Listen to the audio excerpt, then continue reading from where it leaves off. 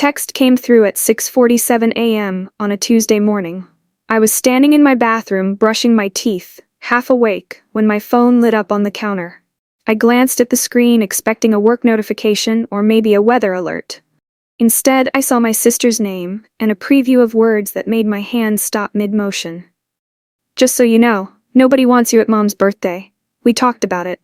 Everyone agrees you make things awkward. Stay home this year." I stood there with toothpaste foam at the corner of my mouth, staring at those words until the screen went dark.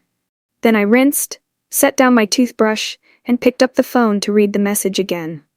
If you are listening to this right now, I want you to pause for a second. Think about what you are doing. Are you driving somewhere? Folding clothes? Lying in bed unable to sleep? For me, in that moment I was standing barefoot on cold tile, watching my reflection in the mirror while my chest tightened around something I could not name. I read the text a third time. "Nobody wants you. We talked about it. Everyone agrees." The words were not new. My sister Brianna had been saying versions of them for years, usually in softer packaging. But seeing them typed out, plain and permanent, felt different. It felt like evidence. I set the phone down and finished getting ready for work. I put on my gray slacks and my navy blouse. I made coffee in the same mug I used every morning. I drove the same route to the same office building where I had worked for the past 6 years as a financial analyst for a healthcare company in Denver. The whole time, those words sat in my chest like a stone I could not swallow. My name is Renee. I am 34 years old. I grew up in a small town outside Fort Collins with my mom, my dad, and my younger sister Brianna. Dad left when I was 12 and Brianna was 9. After that, everything in our house revolved around keeping Mom stable and keeping Brianna happy. I became the responsible one early. I got a job at 16 bagging groceries. I saved every paycheck in an envelope under my mattress. I applied to scholarships and worked through college while Brianna floated through high school complaining about how unfair everything was. When I graduated and got my first real job, Mom called to congratulate me. Then she asked if I could help with Brianna's car payment because things were tight. I said yes. That yes became a pattern. Over the years, the requests multiplied. Could I cover Brianna's phone bill while she was between jobs? Could I help with the security deposit on her new apartment? Could I send a little extra this month because she was stressed and needed a break? I always said yes. I told myself it was temporary. I told myself family helped family. I told myself that once Brianna got on her feet, things would balance out. She never got on her feet. She just kept leaning harder. By the time I turned 30, I was paying her rent every month. Not helping with rent. Paying it. The full amount. $450 directly from my checking account to her landlord because she could not be trusted to forward the money herself. I was also covering her car insurance, her streaming subscriptions, and a credit card she had maxed out 3 years earlier that I had quietly been paying down. The total came to almost $2,200 a month. I made good money. I could afford it. But affording something and choosing it are not the same thing. That morning, after I got to work, I sat at my desk and opened my email. The usual flood of meeting invites and project updates filled my inbox. I clicked through them without really reading, my mind still circling back to that text. "Nobody wants you at Mom's birthday." Mom's birthday was in 3 weeks. I had already bought her gift, a nice cashmere scarf she had mentioned wanting months ago. I had already requested the day off work so I could drive up to Fort Collins and spend the afternoon with her. Now I was being told not to come. I pulled up the family group chat on my phone. Brianna, Mom, and me. The last few messages were mundane. Brianna posting a photo of her cat. Mom sharing a recipe she found online, me responding with a heart emoji because I never knew what else to say. Nothing in the thread suggested any conversation about excluding me from anything. Whatever discussion had happened, it had happened somewhere I was not included. I scrolled back further, looking for clues. There were none. The chat was shallow and polite, the way it always was. The real conversations happened in rooms I was never invited into. I closed the app and stared at my computer screen. My reflection looked tired, not just physically, but in a deeper way that had been building for years. Around noon, I opened my banking app. Not because I planned to do anything, just because numbers felt solid when everything else felt uncertain. The dashboard loaded, showing my checking account, my savings, my retirement fund. Then, sitting in the scheduled payments section like a quiet reminder, was the auto pay for Brianna's rent, $1,450, set to draft in 4 days. I stared at that number for a long time. That evening, I drove home through traffic that moved slower than my thoughts. The mountains sat purple and distant against the fading sky. I pulled into my apartment complex and parked in the same spot I always used, the one near the stairwell where the light was brightest. Inside, my apartment was quiet. I had lived alone for 3 years, ever since my last relationship ended. The silence used to bother me. Now it felt like the only space where I could breathe. I made dinner without thinking about it. Pasta, with jarred sauce, a side salad, a glass of wine. I ate standing at the counter, scrolling through my phone, looking for something that would make sense of the morning. Then I did something I had not done in years. I opened the folder on my laptop, labeled Family Finances. It was a spreadsheet I had started back when the payments first became regular. At the time, I told myself I was just keeping track so Brianna could pay me back eventually. Over time, it became something else. A record, a timeline, a map of everything I had given that had never been acknowledged. I scrolled through the rows. Rent payments going back 4 years. Car insurance premiums going back 6. Credit card payments. Medical bills. Emergency loans that were never called loans because that would have required a conversation about repayment. The total at the bottom made my breath catch.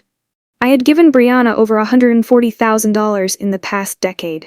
I sat back in my chair and let that number sink in. It was more than most people made in 3 years. It was more than I had in my savings account. It was a down payment on a house, a retirement cushion, a future I had quietly handed to someone who had just told me I was not wanted. My phone buzzed on the table. A new message in the family chat. Mom had sent a photo of the flowers blooming in her backyard. Brianna responded with 3 heart emojis. I did not respond at all. That evening, after work, I sat on my couch and let myself remember things I usually pushed away. I remembered the first time Brianna asked me for money. I was 23, just starting to feel stable in my first real job. She called crying about a speeding ticket she could not afford. I transferred the money without hesitation. The next month, it was a parking ticket. The month after that, a bounce check fee. Each request came with tears or anger or some combination of both. Each time I paid because paying was easier than fighting. I remembered when she got her first apartment and needed help with the deposit. I wrote a check for $1,800, telling myself it was an investment in her independence. 6 months later, she was behind on rent. I covered it. Then I covered it again. Then I set up the auto pay because she kept forgetting to forward the money and I was tired of the late fees. I remembered when Mom called to tell me Brianna had racked up credit card debt, shopping mostly, clothes and meals and weekend trips she could not afford. Mom's voice had been soft and pleading. She said Brianna was ashamed. She said Brianna just needed a fresh start. I opened a new credit card in my name, transferred the balance, and started paying it down. Brianna promised to reimburse me. She never did. I remembered all the birthday dinners where I paid the bill because Brianna conveniently forgot her wallet. All the Christmas presents I bought for Mom and signed both our names to. All the times I said yes because saying no felt like abandoning them.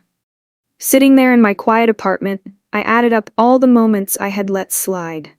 All the times I had convinced myself that helping was love. All the years I had accepted being used because the alternative felt too lonely. The total was not just money, it was time, it was energy, it was the slow erosion of my sense of self. The next morning, I woke up before my alarm. The sky outside my window was still gray, the kind of early light that makes everything feel suspended between yesterday and today. I lay in bed for a while, staring at the ceiling, thinking about the spreadsheet, thinking about the text.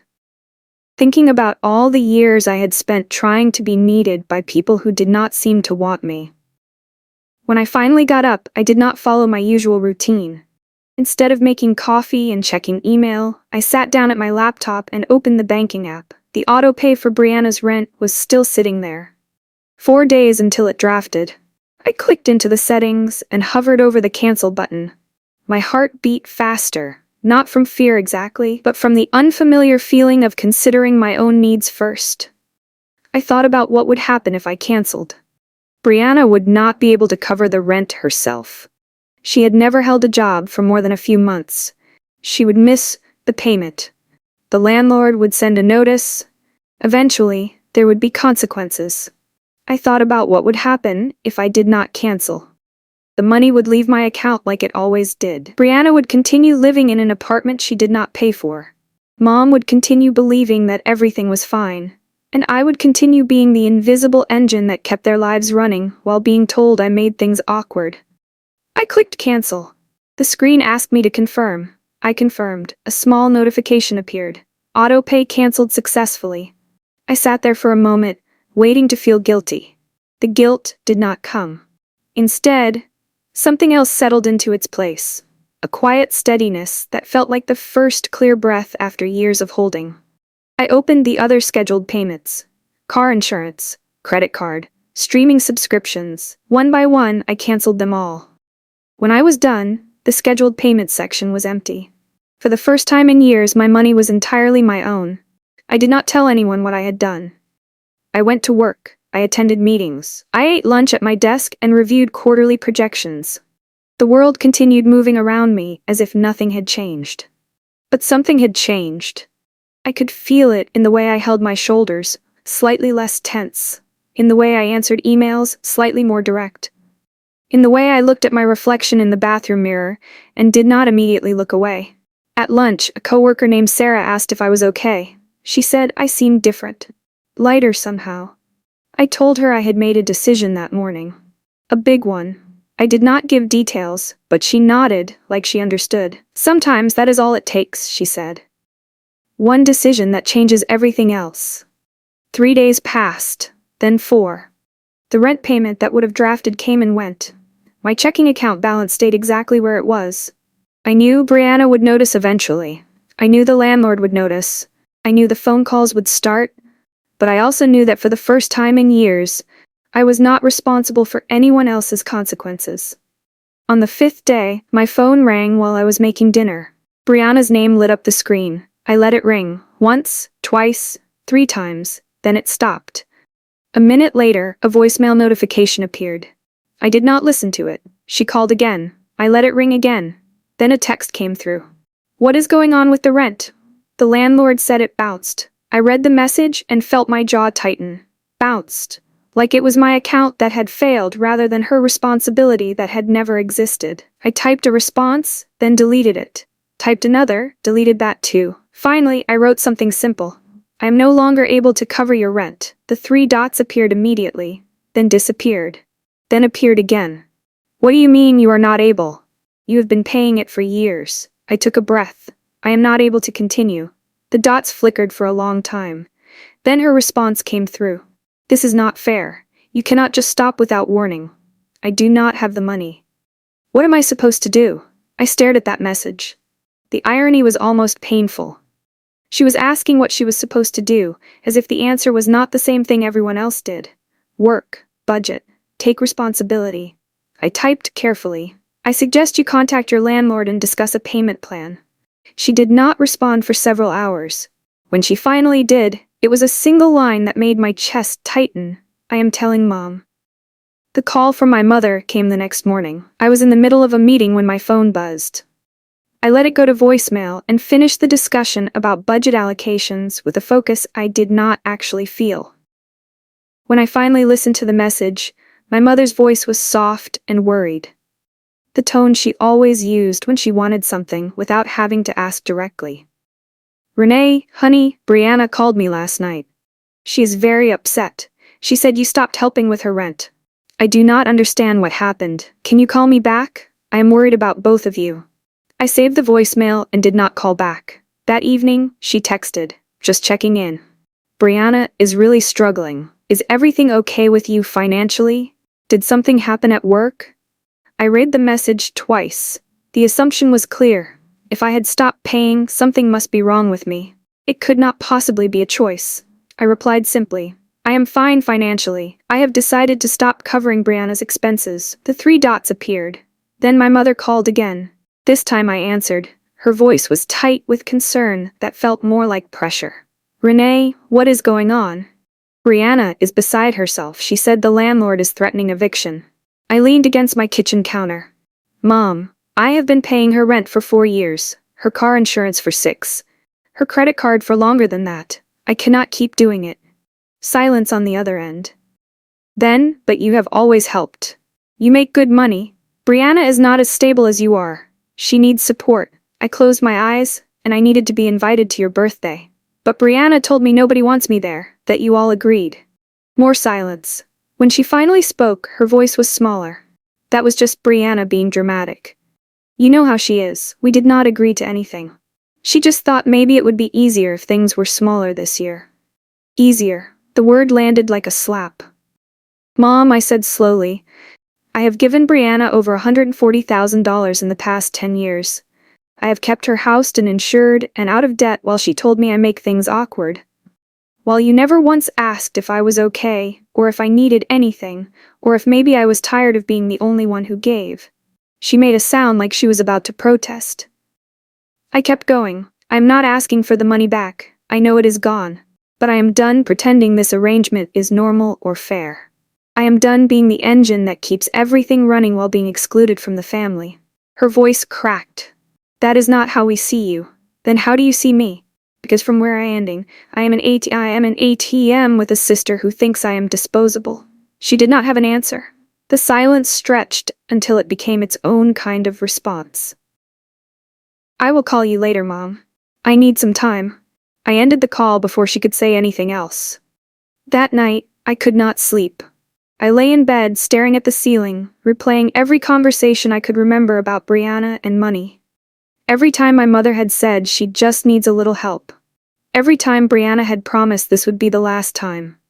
Every time I had believed them, because believing felt easier than fighting. Around 2 a.m. I got up and made tea. The apartment was dark except for the glow of streetlights through the window. I sat at my kitchen table with my laptop and opened the spreadsheet again. I started adding notes to each entry. Not just the amounts, but the circumstances. The phone call where Brianna cried about being evicted if I did not help. The text where she said she would pay me back next month. The email from the car insurance company saying the policy would lapse without payment. Each note was a memory I had tried to forget. Each memory was a moment where I had chosen their comfort over my own. By the time the sun came up, the spreadsheet had become something more than a financial record. It was a timeline of erasure. A map of all the ways I had made myself smaller so they could feel bigger. I saved the document and closed the laptop. Then I showered, dressed, and went to work like it was any other day. But it was not any other day. Something had shifted. I could feel it in the way I walked, the way I spoke, the way I looked at the world. I was no longer the person who said yes to everything. I was becoming someone new. The days that followed felt strange and unfamiliar. I was used to a certain rhythm, paying bills that were not mine, checking on accounts that should have been someone else's responsibility, carrying weight I had never agreed to lift. Without that weight, I did not know what to do with my hands. I started small. I went to a yoga class I had been meaning to try for months. I bought myself flowers from the grocery store, something I had never done before. I cooked a meal that took more than 20 minutes and actually sat down to eat it. The silence from my family was loud. Brianna had stopped texting after I refused to engage. Mom had sent a few careful messages, checking in without pressing. I responded briefly but did not offer more. Then, about a week after I canceled the payments, something shifted. I received an email from a name I did not recognize. The subject line said, "Question about a lease." I opened it cautiously. The message was from Brianna's landlord. He introduced himself and explained that he had found my contact information in Brianna's rental file as a co-signer from when she first moved in years ago. My stomach dropped. He wrote that rent had not been paid for 2 months, that Brianna had stopped responding to calls and emails, that he was beginning the formal eviction process and wanted to inform me since my name was still attached to the lease. I sat back in my chair and stared at the screen. 2 months. That meant Brianna had already missed a payment before the one I canceled. She had been falling behind without telling anyone, probably expecting me to cover it automatically without noticing the gap. I had been paying for a lease I was legally tied to, and I had not even known. I spent the next hour digging through old emails and documents. I found the original lease agreement from 4 years earlier. Sure enough, my name was listed as co-signer. I had signed it thinking it was temporary, thinking she would eventually take over responsibility. She never had. I called the landlord that afternoon. He was polite but firm. He explained the situation clearly. Brianna owed $2,900 in back rent. If it was not paid within 30 days, the eviction would proceed. As co-signer, I could be held liable for damages and legal fees. I thanked him and asked for everything in writing. He agreed to send a formal notice. When I hung up, my hands were shaking. Not from fear, but from the realization of how deep the trap went. I had been tied to Brianna's life in ways I had never fully understood, and she had let me stay tied while treating me like I did not matter. That evening, I dug through old emails until I found the original lease agreement. Sure enough, my name was there in black and white. Co-signer, Renee Patterson. I had signed it thinking it was temporary, thinking she would eventually take over responsibility. She never had. I spent the next hour researching co-signer liability. The news was not good. In Colorado, co-signers could be held responsible for the full amount of unpaid rent plus legal fees. The landlord had every right to pursue me for the $2,900 Brianna owed. I closed my laptop and sat in the dark for a long time. The next morning, I called a lawyer, not because I wanted to sue anyone, but because I needed to understand my options. The consultation cost $200 for 30 minutes. It was the best money I had ever spent. The lawyer was direct. She said my co-signer liability was real, but negotiable. She said landlords often preferred settlement to lengthy legal proceedings.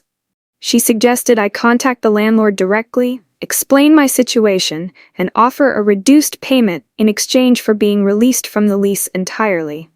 She also said something that stayed with me.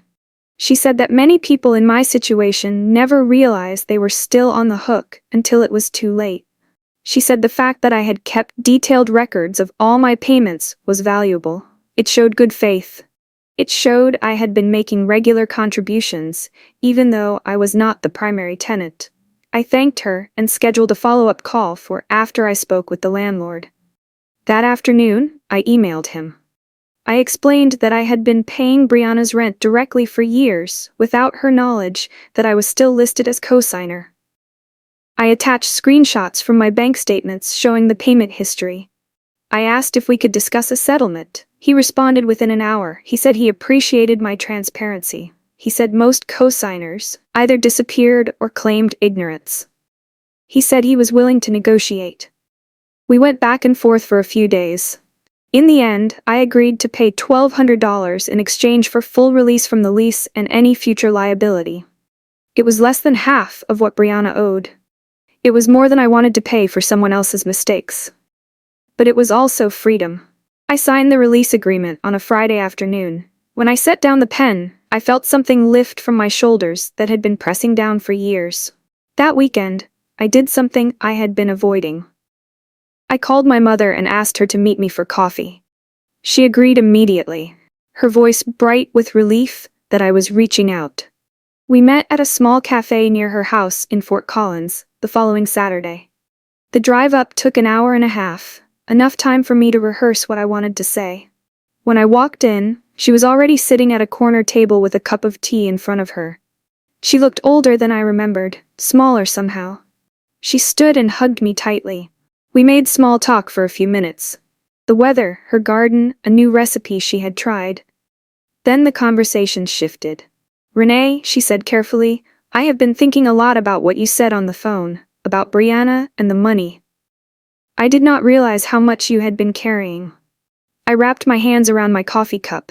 Neither did I, for a long time. I just kept saying yes, because that is what I thought I was supposed to do.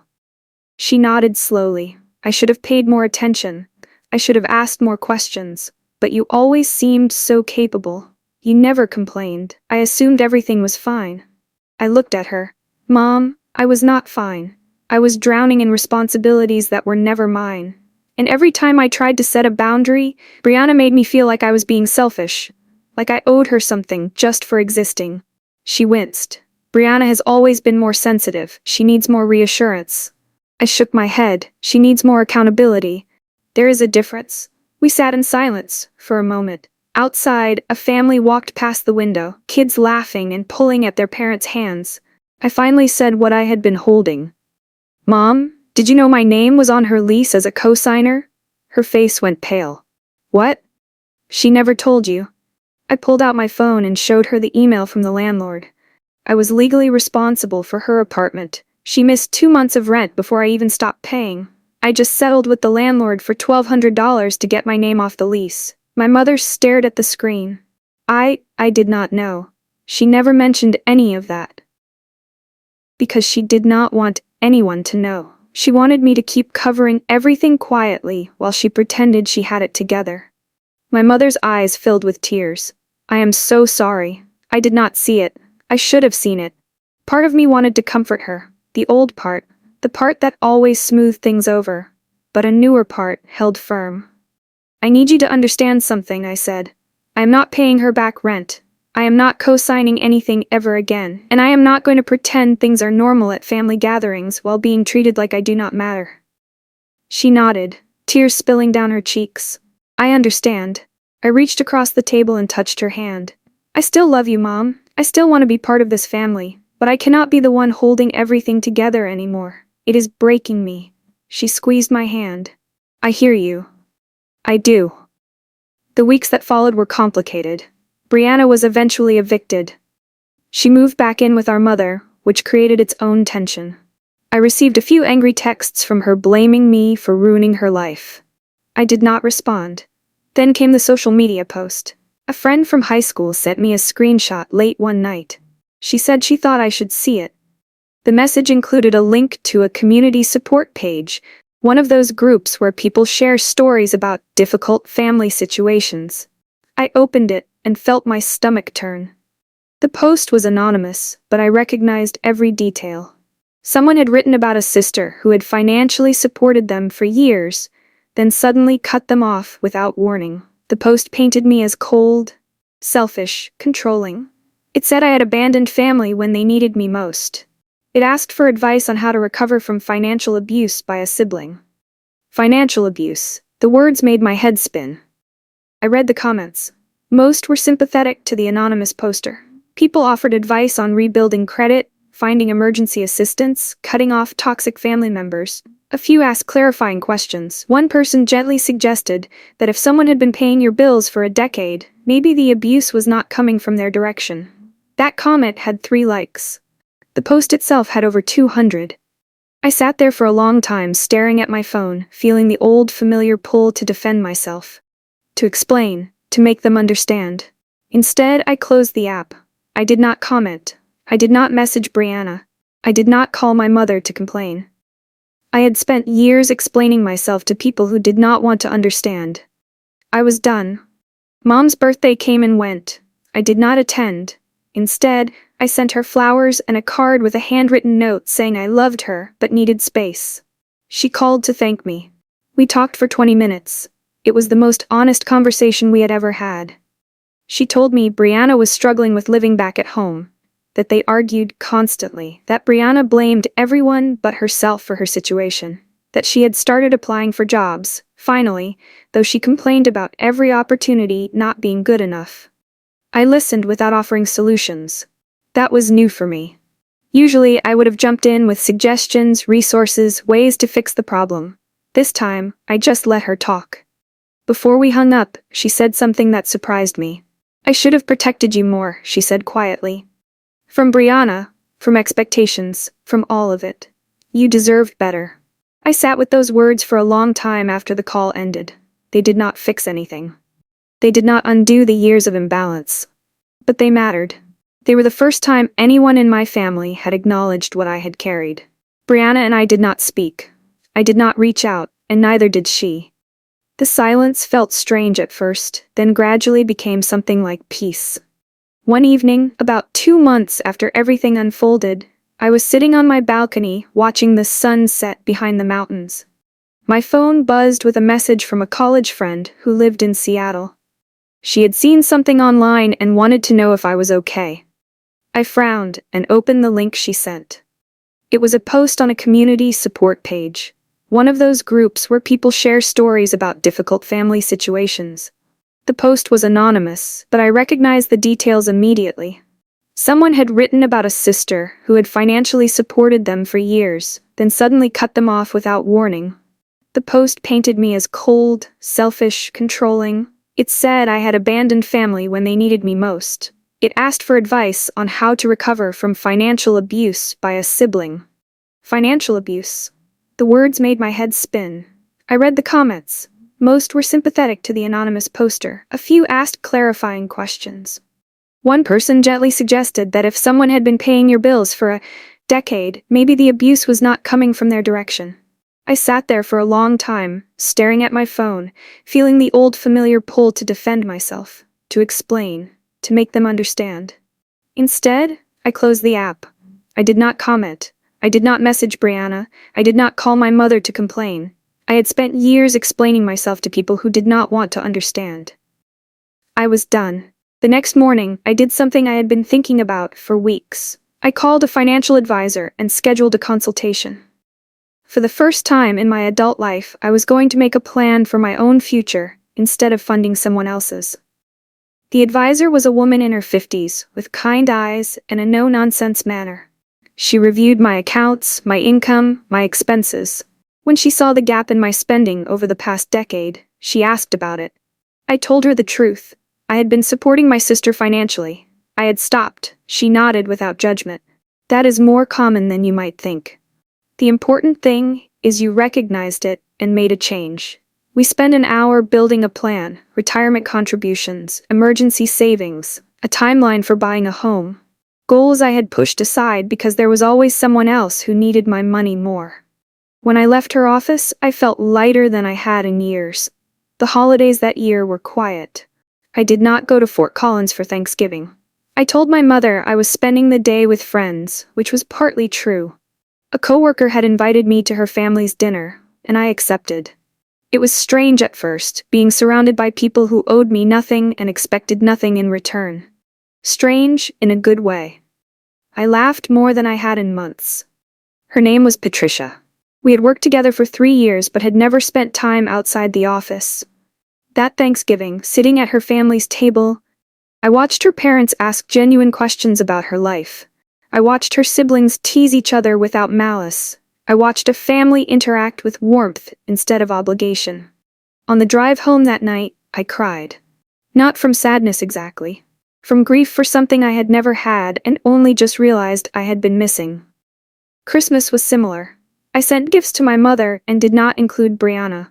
Mom called to thank me. She mentioned that Brianna was struggling but did not ask me to help. That small change felt significant. She also told me something that surprised me. She said Brianna had started seeing a counselor. Not by choice. The unemployment office required it as part of some assistance program she had applied for, but she was going. She was talking about things she had never talked about before. I do not know what to make of that, Mom said. But I thought you should know. I thanked her and did not ask for more details. Brianna's journey was her own now. I was no longer responsible for managing it. In January, I got a promotion at work.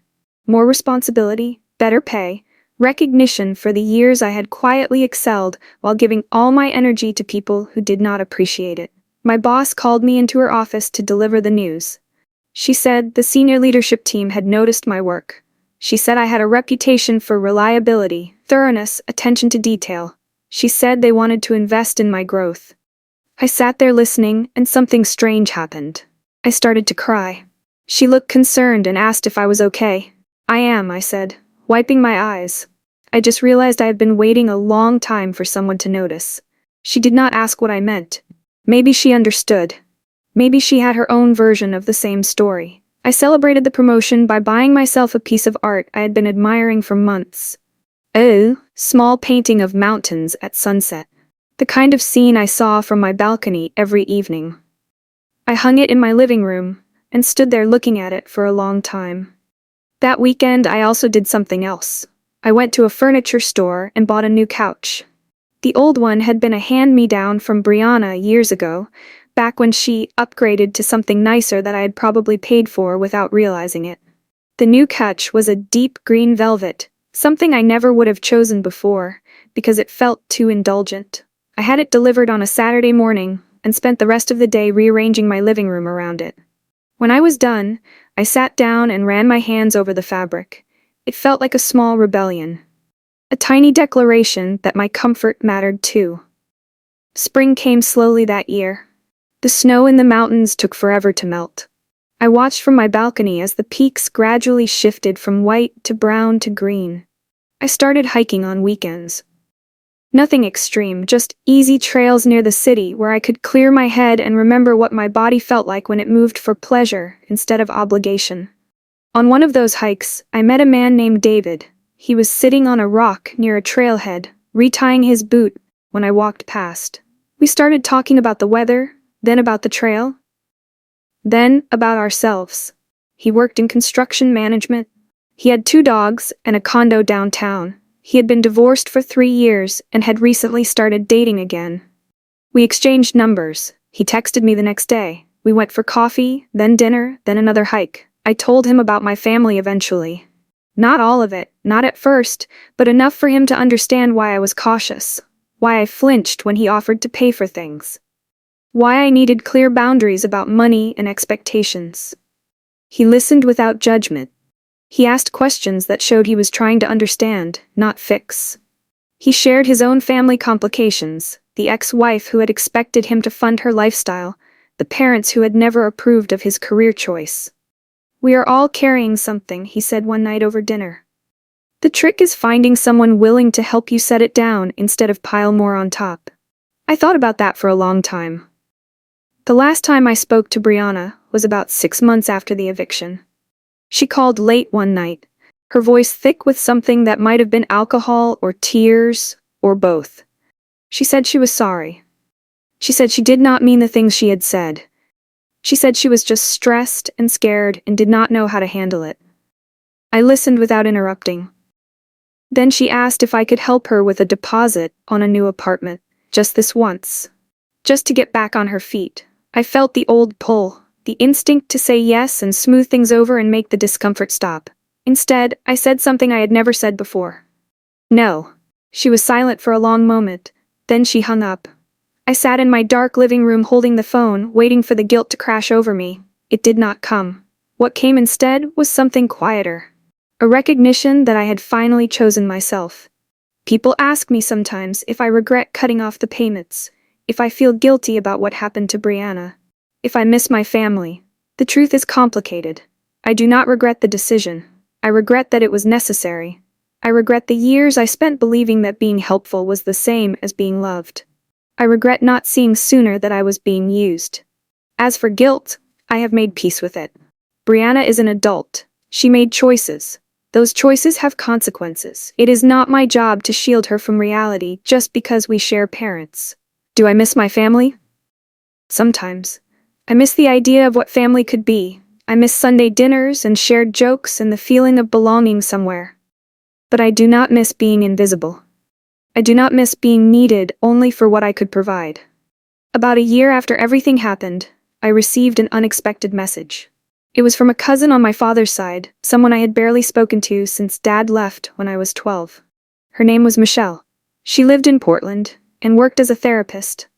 She had heard through the family grapevine about what happened with Brianna and our mom. She wanted to reach out. I almost ignored the message. I was wary of anyone connected to my family at that point. But something about her words felt genuine, so I responded. We started talking. First through text, then occasional phone calls. She told me about growing up with her own version of family dysfunction. Her mother, my father's sister, had been the scapegoat in their family, while their brother got all the resources and attention.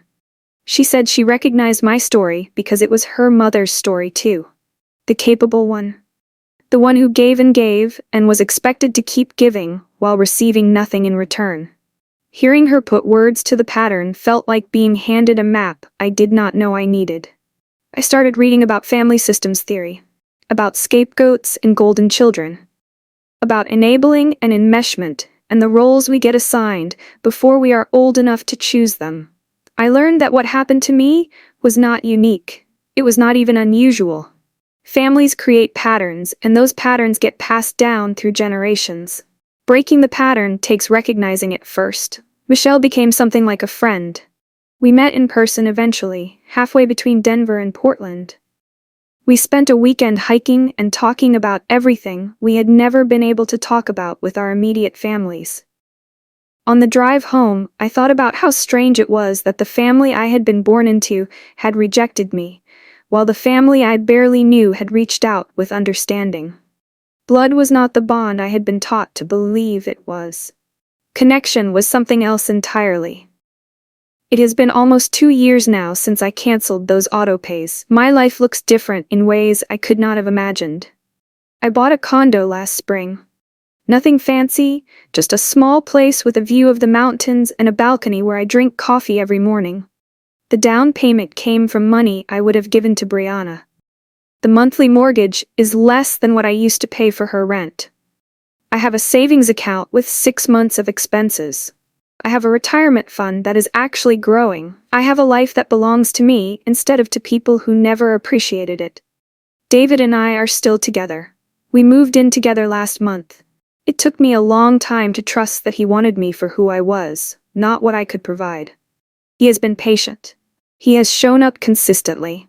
He has proven through actions, not just words, that partnership means carrying weight together instead of dumping it on one person. My relationship with my mother has slowly improved. We talk every few weeks. She has started to understand why I pulled back. She has even apologized in her own way for not seeing what was happening sooner. Last month, she said something that surprised me.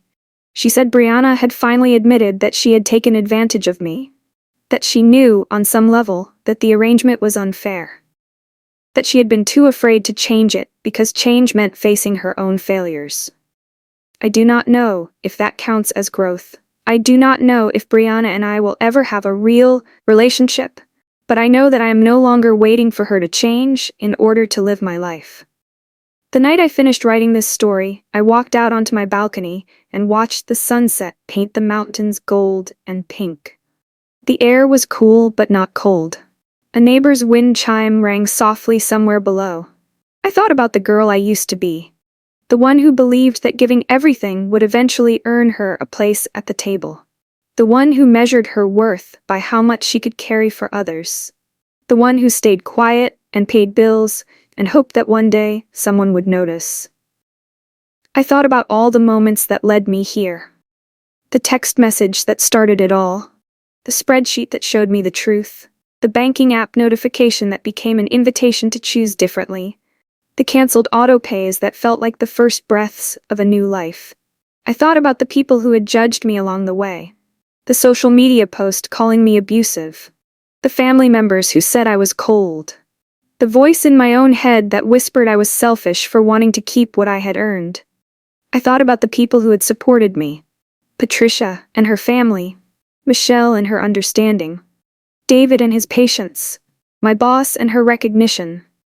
The lawyer who helped me navigate the lease, the financial advisor who helped me plan for my future. The world is full of both kinds of people, the ones who take and the ones who give, the ones who see you as a resource and the ones who see you as a person.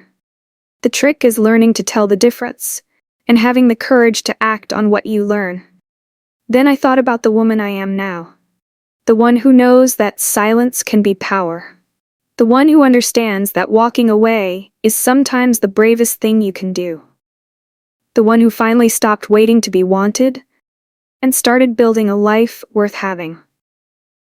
I am not the same person who received that text message 2 years ago.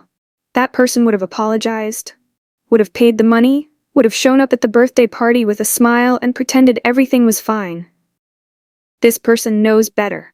This person knows that some relationships cannot be saved by sacrifice, that some people will never see your value no matter how much you give, that the only person responsible for your happiness is you. If you have ever been told you are too much or not enough by the people who should have loved you without conditions, remember this. Your value is not measured by what you give. Your worth is not determined by who needs you. And sometimes the loudest statement you can make is simply choosing to stop. The text from Brianna, the one that said nobody wants you at mom's birthday, was meant to hurt me. To put me in my place, to remind me that I was tolerated, not treasured. Instead, it set me free. Because once you know where you stand, you can finally decide where you want to go. Thank you for listening. Tell me in the comments what boundaries have changed your life, and where you are when you hear this.